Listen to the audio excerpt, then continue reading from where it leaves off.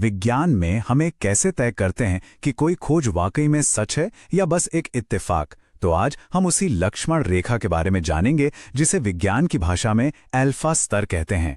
ये sports science से लेकर हर तरह के रिसर्च की कह सकते हैं बुनियाद है।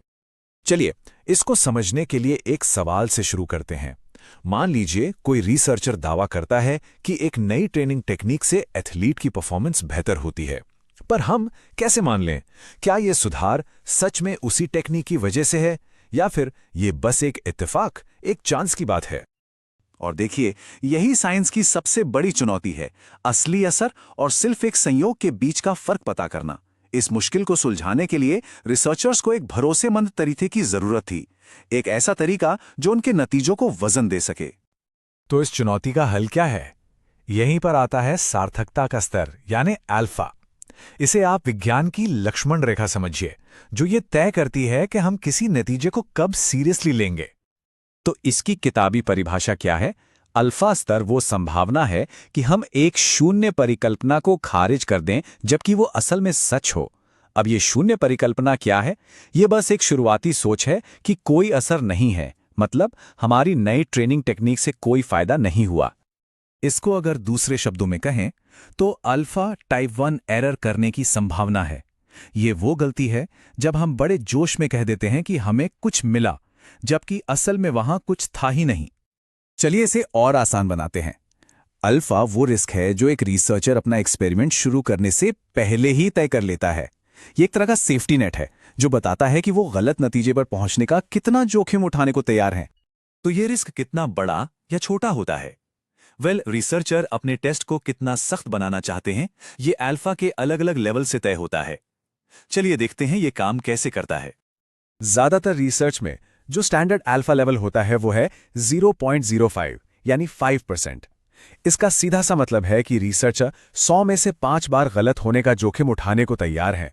मतलब इस बात की 5% संभावना है कि जो असर दिख रहा है वो सिर्फ एक संयोग है। लेकिन अगर हमें और ज्यादा पक्का होना हो तो एक सख्त लेवल इस्तेमाल किया जाता है, 0.01 यानी 1%। यहां जोखिम बहुत ही कम है। इसका मतलब है कि जो नतीजा मिला है उसके संयोग होने की संभावना 100 में से सिर्फ 1 है। तो दोनों में फर्क कितना बड़ा है जरा सोचिए। 0.05 के लेवल पर आप 20 में से 1 बार गलत हो सकते हैं, लेकिन 0.01 के सख्त लेवल पर आपको 100 में से सिर्फ 1 बार गलत होने की इजाजत है। इस लेवल पर किसी नतीजे को सही साबित करने के लिए बहुत बहुत मजबूत सबूत चाहिए होते हैं। तो कोई इतना सख्त लेवल क्यों चुनेगा? ये तब होता है जब दांव पर बहुत कुछ लगा हो, जैसे किसी नई दवा का टेस्ट हो रहा हो या फिर ओलंपिक लेवल के एथलीटों की परफॉर्मेंस की स्टडी, जहां एक छोटी सी गलती के भी बड़े नतीजे हो सकते हैं। अच्छा, अब जब हमने रिस्क का लेवल तय कर लिया तो फाइनल फैसला कैसे होता है? ये एक सिस्टमैटिक प्रोसेस के जरिए होता है जिसे परिकल्पना परीक्षण कहते हैं, और इसमें अल्फा एक बहुत ही निर्णायक भूमिका निभाता है। ये प्रोसेस 5 स्टेप्स में होता है। सबसे पहले एक शून्य परिकल्पना बनाई जाती है, फिर, और ये सबसे जरूरी है, डेटा देखने से पहले ही अल्फा लेवल तय किया जाता है ताकि कोई भी अपनी पसंद नापसंद से फैसले को ना बदल सके। इसके बाद ही डेटा से वैल्यू कैलकुलेट होती है, उसकी तुलना एक स्टैंडर्ड टेबल वैल्यू से की जाती है और फिर आखिरी फैसला होता है। और फैसले का नियम बहुत सीधा सा है। अगर हमारे डेटा से मिली वैल्यू पहले से तय टेबल वैल्यू से ज्यादा है तो हम शून्य परिकल्पना को खारिज कर देते हैं। इसका मतलब है कि हमारा नतीजा सांख्यिकी रूप से सार्थक है। और अगर ऐसा नहीं है तो हम शून्य परिकल्पना को खारिज नहीं कर पाते। लेकिन जैसा हमने कहा, कोई भी सिस्टम परफेक्ट नहीं होता। हमेशा गलत होने का एक रिस्क तो बना ही रहता है। स्टैटिस्टिक्स में रिसर्चर्स 2 तरह की गलतियां कर सकते हैं। पहली है टाइप 1 एरर यानी फॉल्स पॉजिटिव।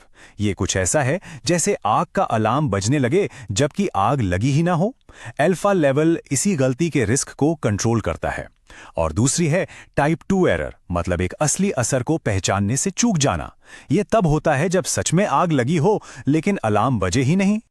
तो ये पूरी प्रक्रिया, ये लक्ष्मण रेखा खींचना इतना जरूरी क्यों है? क्योंकि ये विज्ञान के एक बहुत ही बुनियादी सिद्धांत से जुड़ा है, निष्पक्षता यानी ऑब्जेक्टिविटी। अल्फा लेवल ये पक्का करता है कि फैसले किसी की राय या पसंद नापसंद पर आधारित ना हों, बल्कि सबूतों पर टिके हों। ये नतीजों को एक साइंटिफिक बेस देता है और इसी वजह से हम रिसर्च के नतीजों पर भरोसा कर सकते हैं। यही वो चीज़ है जो साइंस को सिर्फ किसी के यकीन या विश्वास से अलग करती है। आखिर में ये एक लाइन सब कुछ बता देती है। अल्फा लेवल सिर्फ एक नंबर नहीं है, ये परिकल्पना परीक्षण की नींव का पत्थर है। ये रिसर्चर्स को एक सिस्टमैटिक, निष्पक्ष और भरोसेमंद तरीके से फैसले लेने में मदद करता है। तो अब जब हम विज्ञान की इस लक्ष्मण रेखा के बारे में जान गए हैं, तो अगली बार जब कोई वैज्ञानिक सफलता की हेडलाइन सामने आएगी, तो क्या उसे देखने का नजरिया कुछ अलग होगा? इस पर सोचिएगा जरूर।